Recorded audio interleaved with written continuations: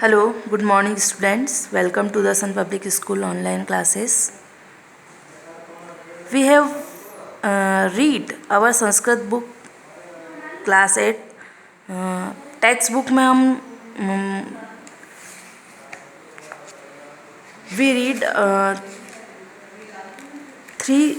4 chapters in Sanskrit and grammar में chapter 1 हम read कर चुके हैं। अब हम रीड करेंगे चैप्टर 2 जिसका नाम है पद परिचय, यानी कि किसी भी पद का परिचय देना। पद परिचय आपने हिंदी में भी पद परिचय को पढ़ा होगा। हिंदी में पद परिचय जिस प्रकार से रहता है उसी प्रकार से संस्कृत में भी पद परिचय होता है। आइए हम हमारा पद परिचय पढ़ना स्टार्ट करते हैं। शब्दों किसे कहते हैं? शब्द के बारे में वर्णों का एक ऐसा समूह या संगठन जिसका निश्चित कोई अर्थ कहलाता हो, जिसको शब्द कहेंगे हम, यानी वर्णों के मेल को हम शब्द कहेंगे। जैसे यहाँ पर एग्जाम्पल दिया हुआ है हरीश, अद्य, संप्रति, कमल आदि। अब है पद, यानी कोई पद जो होता है सुप्त्यंगत पदम, शब्दों के मूल रूप को प्रतिपादिक कहते हैं, यानी कि पद कहते हैं। उनके साथ सूप आदि 21 प्रत्यय तथा तिंग आदि 18 प्रत्यय लगने पर वे पद कहलाते हैं। जैसे रामः भवति, गुरवे पठिष्यति आदि। अब पद के भेद, यानी जो पद होते हैं उनके कितने भेद होते हैं। जैसे हिंदी में आपने पढ़ा होगा कि पद के 2 भेद होते हैं, विकारी और अविकारी। उसी प्रकार से संस्कृत में भी सेम उसी तरह से 2 पद होते हैं, 2 भेद होते हैं पद के, विकारी और अविकारी। जिस प्रकार से हिंदी में विकारी और अविकारी आपको समझाया गया है, वैसे ही यहाँ संस्कृत में भी आपको बताया गया है। विकारी पद ऐसे शब्द या पद जिनमें काल, लिंग, पुरुष, वचन एवं विभक्तियों के अनुसार विकार परिवर्तन होता है, वे कहलाते हैं विकारी पद कहलाते हैं। यानी कि ऐसे पद जिसमें काल, वचन, पुरुष, लिंग, इन सब के बारे में इनके बारे में परिवर्तन होता है, यानी ये शब्द के अनुसार परिवर्तन हो जाते हैं। जैसे लता का हम चेंज कर सकते हैं, लताया, पठति का पठिष्यन्ति, एकः का एका, वद का वदतु आदि। विकारी के 2 पद होते हैं। विकारी शब्द के भी 2 पद होते हैं, एक होता है सुबंत और एक होता है तिङत। तो जो सुबंत शब्द हैं वह संज्ञा, सर्वनाम, विशेषण जिनके अंत में सूप आदि 21 प्रत्यय होते हैं वो सुबंत कहलाते हैं, जिसमें संज्ञा, सर्वनाम, विशेषण आते हैं। अब है तिङत, जिन शब्दों के अंत में ती, त, अंति 18 प्रत्यय लगते हैं उन्हें तिङत पद कहते हैं। सभी क्रियापद इसके अंतर्गत ही आते हैं। क्रियापद का मूल रूप धातु कहलाता है। प्रतिपादिक भी प्राय धातुओं से ही बनते हैं।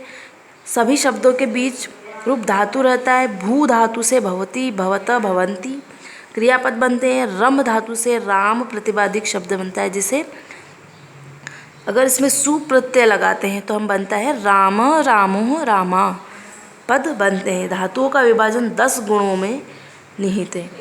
अब है अविकारी पद। अविकारी पद भी 2 भेद में बांटा गया है, जैसे निपात और अवयव। निपात और अवयव का रूप हमेशा एक जैसा रहता है, चेंज नहीं होता है, नहीं बदलता है। वाक्य में अवयव सा निपात का स्वतंत्र रूप प्रयोग होता है। जैसे यहाँ पर दिया हुआ है अद्य, अत्र, अध्येव, अधुना, संप्रति, कुत्र, तत्र, कदा, तदा। ये अवयव पद हैं, यह चेंज नहीं होते हैं, यह वैसे के वैसे ही रहते हैं। खलु, किल, नुनम, ये इनको निपात कहा जाता है। अब है सार्थक और निरर्थक। सार्थक और निरर्थक भी आपने हिंदी में पढ़े होंगे। जिन शब्दों का कोई अर्थ नहीं निकलता हो वो होते हैं निरर्थक, और जिन शब्दों का अर्थ निकलता हो वह होते हैं सार्थक।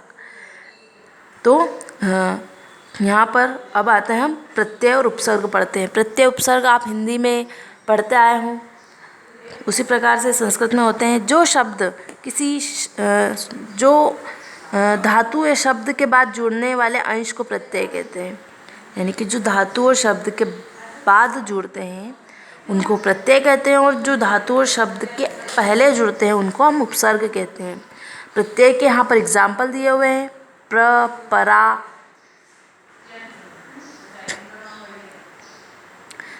सॉरी यहाँ पर ये उपसर्ग के दिए हुए प्र, परा, अप, सम, अनु, अव, निस, निर, दुस, दुर, वि, आंग, आ, नि, अधि, अपि, अति, सु, उत, अभि, प्रति, परि, उप, ये 22 अवयव शब्द जब क्रिया से पहले जुड़ते हैं तो यह उपसर्ग कहलाते हैं।